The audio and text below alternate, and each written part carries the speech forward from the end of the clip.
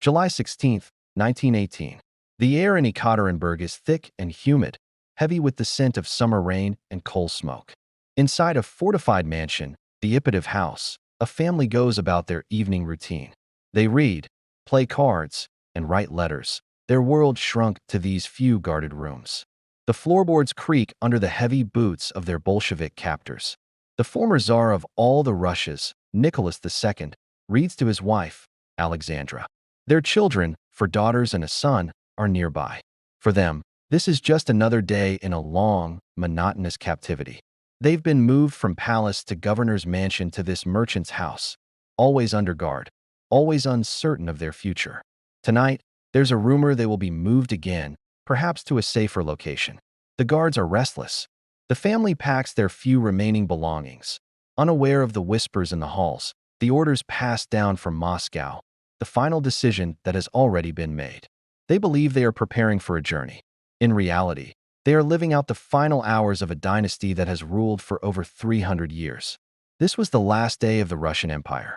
To understand why this night happened, we have to look at a map of a fractured nation. Russia is tearing itself apart in a brutal civil war. The newly formed Bolshevik government, the Reds, are fighting for survival against a coalition of anti-communist forces known as the White Army.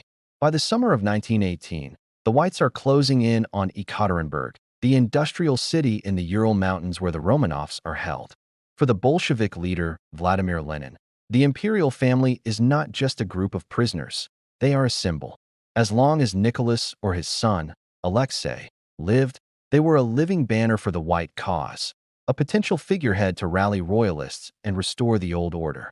If the White Army were to capture Ekaterinburg and free the Tsar, it could be a catastrophic turning point in the war. The family had become a political liability, a ticking time bomb at the heart of the Bolshevik-controlled territory. The local Ural Soviet, the governing body in Ekaterinburg, grew increasingly paranoid. A rescue attempt, whether real or imagined, felt imminent. The order came down. The liability had to be eliminated.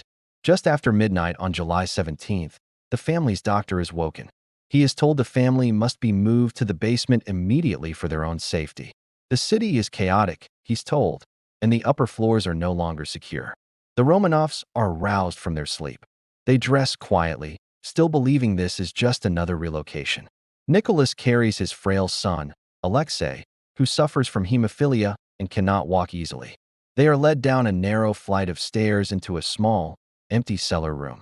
Chairs are brought for the Tsarina and Alexei. The rest of the family, their doctor, and 3 loyal servants stand, waiting for the cars that are supposed to take them away. The minutes stretch into an eternity in the small, damp room. Around 1:30 a.m., the door opens again. But it's not a driver. It's a group of armed men, led by the commandant, Yakov Yurovsky. He steps forward and pulls out a piece of paper. He quickly reads a death sentence. Before the family can fully comprehend the words, the room erupts in a deafening storm of gunfire. Chaos. Smoke fills the cellar. But something is wrong. The daughters, Olga, Tatiana, Maria, and Anastasia, seem strangely resilient. They are not falling. Bullets seem to bounce off their corsets.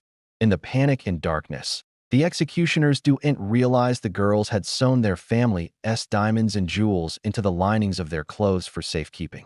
This makeshift armor turned the execution into a prolonged and horrifying ordeal, a brutal frenzy of bullets and bayonets. The aftermath was a desperate attempt to erase history itself. The bodies were loaded onto a truck and driven into the Koptyaki forest outside the city. The executioners tried to destroy them, first with acid, then by burning. They buried some remains under a shallow grave, throwing others down an abandoned mineshaft. For the Bolsheviks, it was crucial that no trace remained, no relics for the royalists to find, no sacred ground for them to rally around. For decades, their fate remained a state secret, a whisper, a mystery. Soviet officials denied the execution, then admitted to killing only the Tsar. The whereabouts of the bodies became one of the great enigmas of the 20th century. It would take nearly 80 years, the fall of the Soviet Union, and the advent of DNA technology to finally uncover the truth hidden in that forest. But on the morning of July 17, 1918, as the sun rose, Russia woke up to a new reality.